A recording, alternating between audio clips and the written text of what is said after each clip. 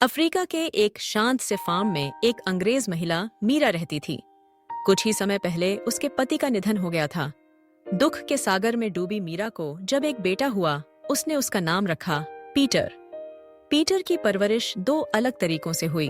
उसकी माँ उसे इंग्लैंड की सभ्यता और तौर तरीके सिखाती, वहीं घर की झूलू कबीले की नैनी उसे साउथ अफ्रीका की जीवन शैली सिखाती।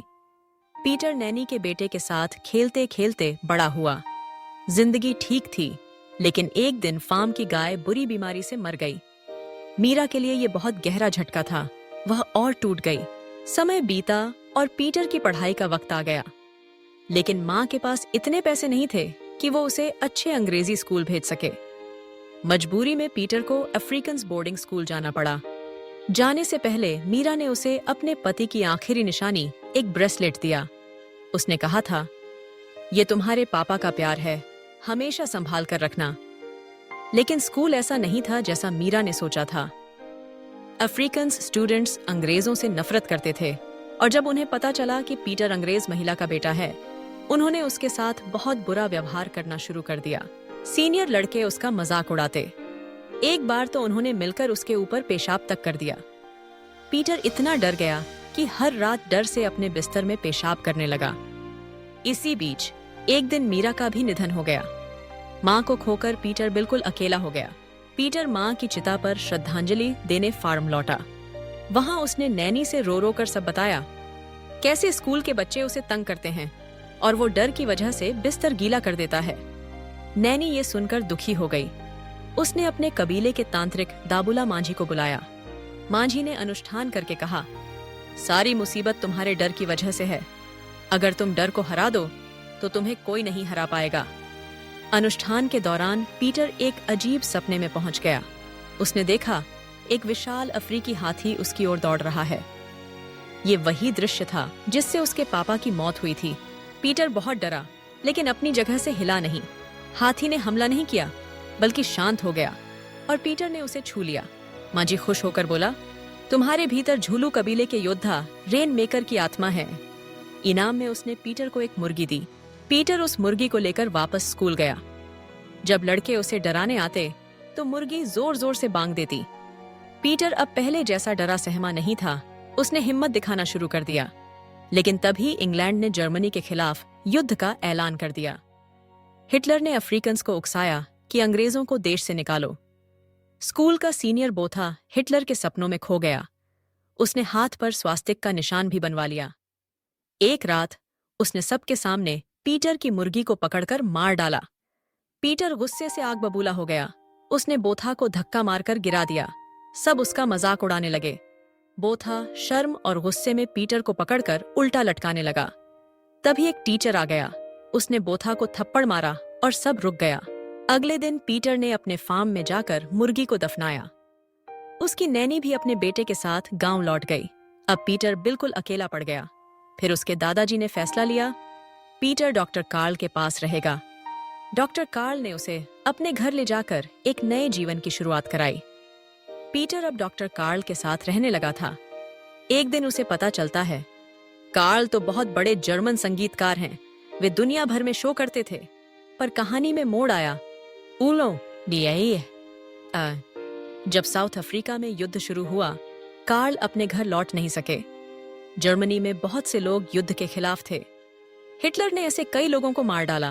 कार्ल का परिवार भी उन्हीं लोगों में था। ये सुनकर पीटर बहुत दुखी हो गया। कार्ल के साथ रहते रहते पीटर ने भी पौधे लगाना शुरू कर दिया। उसे बहुत अच्छा लगता था मिट्टी में हाथ डालना, नए पौधों को उगते देखना, कार्ल से छोटी छोटी बातें सुनना। लेकिन एक दिन अचानक पुलिस ऑफिसर आ गए। तुम विदेशी हो कार्ल, ऑफिसर बोले, इसलिए जब तक युद्ध खत्म नहीं होता तुम्हें जेल जाना होगा।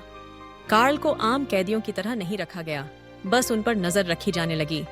पीटर रोज जेल जाकर कार्ल से मिलता।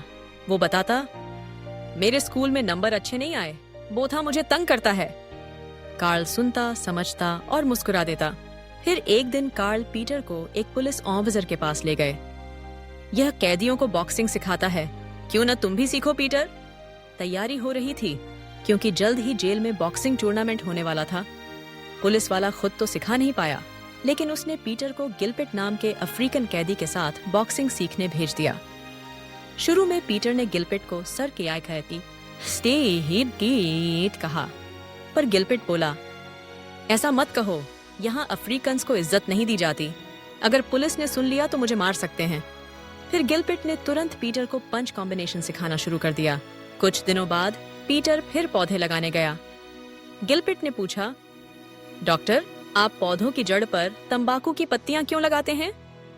कार्ल बोले, तंबाकू की पत्तियों से जड़ों में नमी बनी रहती है। गिलपिट बोला, हम कैदियों को तंबाकू पीना तक नहीं मिलता।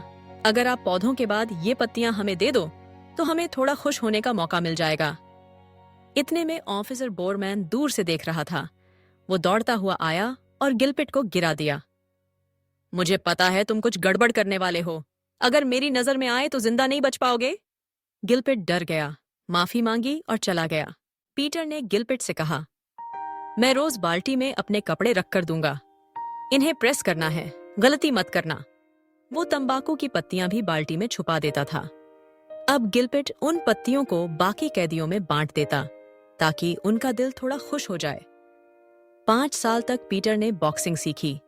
आखिरकार जेल का टूर्नामेंट जीत लिया। अब वो कैदियों के लिए चिट्ठियां भी लिखने लगा। चिट्ठियां लिखते लिखते उसने कई अफ्रीकी कबीलों की बोली सीख ली। जब भी कोई कैदी पीटर के पास से गुजरता, अपनी भाषा में कुछ गुनगुनाता या गाता। पीटर पहले तो हैरान था, ये लोग गाते क्यों हैं? वो गिलपिट से पूछता है। गिलपिट बोला, अफ्रीका के लोग मानते हैं जब सब तरफ परेशानी हो, कोई बड़ा योद्धा रेन मेकर आता है जो सब कुछ सुधार देता है। तुम हमारी बहुत मदद करते हो। इसलिए सबको लगता है तुम ही रेन मेकर हो। पीटर हंसते हुए बोला, ये सच नहीं, शायद तुमने उनसे कह दिया होगा। गिलपिट बोला, देखो, दर्द बांटना अच्छा है। जब सच में कुछ अच्छा नहीं हो सकता तो उम्मीद देना भी जरूरी है। वह बाल्टी उठाता है, जाता है, पर ऑफिसर बोरमैन दूर से ये सब देखता रहता है।